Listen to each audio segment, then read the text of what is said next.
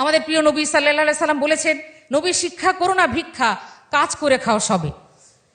মাননীয় স্পিকার, 2026-27 সালের বাজেটের সবচেয়ে বড় চ্যালেঞ্জ অর্থের অভাব নয়, বরং সুশাসনের অভাব এবং রাষ্ট্রীয় প্রতিষ্ঠানসমূহের সীমিত সক্ষমতা।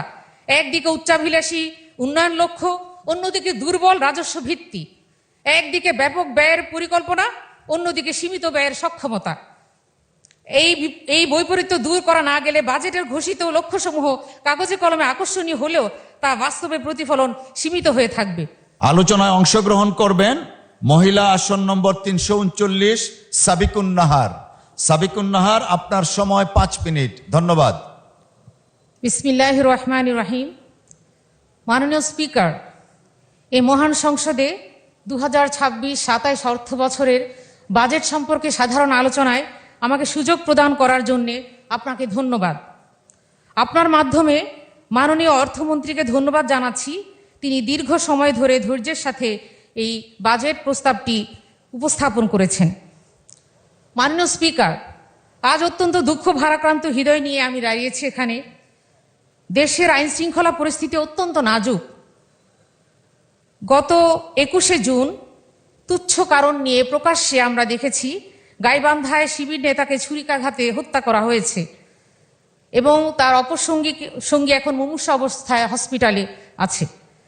ঠিক এরকম আরেকটি নৃশংস ঘটনা ঘটেছে আমার ভোটার এলাকা ময়মনসিংহ মুক্তাগাছায় গত 8 মে 8 বছরের শিশু আন্দালিব সাদমান রাফি হত্যা। কবি বলেছেন, আজকের শিশু পৃথিবীর আলোয় এসেছে, আমরা তার তরে একটি সাজানো বাগান চাই। অথচ আজকের সমাজে আমাদের শিশুদের জন্য সাজানো বাগান তো দূরের কথা, তাদের বেঁচে থাকার ন্যূনতম নিরাপত্তা দিতে আমরা ব্যর্থ হচ্ছি। মাননীয় স্পিকার, এ লজ্জা কার? মাননীয় স্পিকার, সেই 8 বছরের শিশু রাফিকে যেইভাবে নির্মমভাবে হত্যা করা হয়েছে, ছোট শিশুটিকে পাখির বাসার লোভ দেখিয়ে তাকে পুকুর পাড়ে নিয়ে যাওয়া হয়েছিল এবং সেখানে তাকে ধাক্কা দিয়ে ফেলে যখন পানিতে ডুবে মারার পরিকল্পনা ছিল, ছেলেটি সাঁতরিয়ে যখন তীরে চলে আসলো, সে অবস্থায় পানিতে নেমে সেই নৃশংস হত্যাকারী তার ঘাড় মোটকে পানির নিচে তাকে ডুবিয়ে দড়ি দিয়ে বেঁধে রেখেছিল একদিন এবং পরে সেফটি ট্যাঙ্কির মধ্যে পলিথিন পেঁচিয়ে সেখানে লুকিয়ে রাখা হয়েছিল। মাননীয় স্পিকার, আজকের যে এই অবস্থা শিশুরা আজকে আমাদের সমাজে নিরাপদ নয়। শিশু রাফির এই হত্যাকাণ্ড আমরা শুধুমাত্র নিন্দা জানাচ্ছি না, আমরা এরকম একটি হত্যাকাণ্ডের দ্রুত বিচার আইনে তার শাস্তি দাবি করছি। সংশ্লিষ্ট মাননীয় মন্ত্রী মহোদয়ের কাছে আপনার মাধ্যমে এই দাবি জানাচ্ছি। সেই সাথে এদেশে রাফি, রামিসা, তাহিয়ার মতো আর কোনো নিষ্পাপ শিশু যেন এমন নৃশংস হত্যাকাণ্ডের শিকার না হয় তার জন্য জোর দাবি জানাচ্ছি। এই বাজেটে শিশুদের নিরাপত্তার জন্য আমাদের কি আয়োজন রয়েছে? মাননীয় স্পিকার, 9,38,000 কোটি টাকার এই বাজেট এক কথায় জনতুষ্টিমূলক, কিন্তু বিশাল আকারের বাজেট কিভাবে বাস্তবায়িত হবে সে প্রশ্নের বাস্তবসম্মত কোনো দিক নির্দেশনা ও সমাধান আমাদের এখানে মাননীয় অর্থমন্ত্রীর বাজেট বক্তৃতায় আমরা পাইনি। মাননীয় স্পিকার, একটি বিষয় লক্ষ্য করছি, আমাদের সরকার দলীয় সম্মানিত সংসদ সদস্যগণ প্রস্তাবিত বাজেটের উপর আমাদের সমালোচনা ও পর্যালোচনাকে সহজভাবে নিতে পারছেন না। অথচ আমরা জানি, কবি বলেছেন, নিন্দুকেরে বাসি আমি সবার চেয়ে ভালো, যুগ জনমের বন্ধু আমার আধার ঘরের আলো। মাননীয় স্পিকার, সমালোচনাকারীরাই কিন্তু সত্যিকার অর্থে প্রকৃত বন্ধু।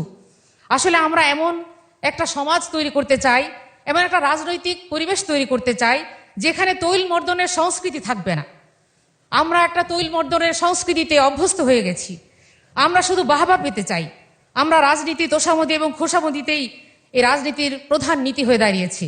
এই অবস্থার যথার্থ রূপ উঠে এসেছে আমাদের প্রিয় কবি নজরুলের কথায়। তিনি বলেছেন, তার উদাহরণ দিয়ে মোসাহেব কবিতায়, সাহেব কহেন চমৎকার সে চমৎকার, মোসাহেব বলে চমৎকার সে হতেই হবে, হুজুরের মতে অমৎকার। সাহেব কহেন কি চমৎকার, বলতেই দাও আহাহা। মোসাহেব বলে হুজুরের কথা শুনেই বুঝেছি, বাহাহা বাহাহা বাহাহা। রাজনীতিতে সংস্কৃতি থেকে বেরিয়ে আসতে না পারলে দল হিসেবে, জাতি হিসেবে আমাদের করুণ পরিণতি বরণ করতে হবে। ইতিহাস থেকে নির্মম সত্যটি যত বেশি আমরা উপলব্ধি করব, ততই আমাদের জন্য মঙ্গল। মাননীয় স্পিকার, প্রস্তাবিত বাজেটের ঘাটতি ধরা হয়েছে 2,42,000 কোটি টাকা। এ টাকার সংস্থান হবে আভ্যন্তরীণ ও বৈদেশিক উৎস হতে।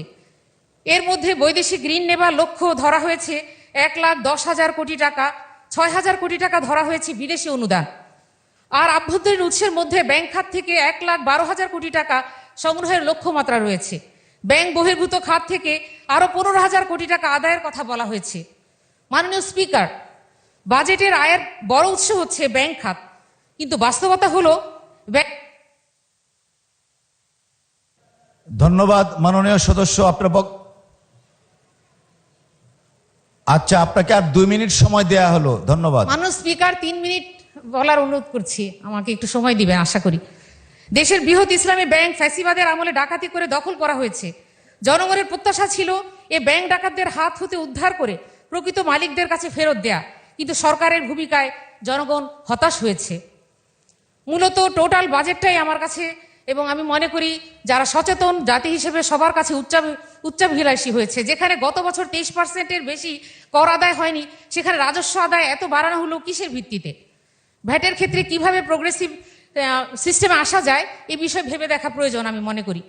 মাননীয় স্পিকার, আমরা দেখেছি যে এই বাজেটে দারিদ্রতা দূরীকরণের জন্য সরকার ফ্যামিলি কার্ড, কৃষি কার্ড,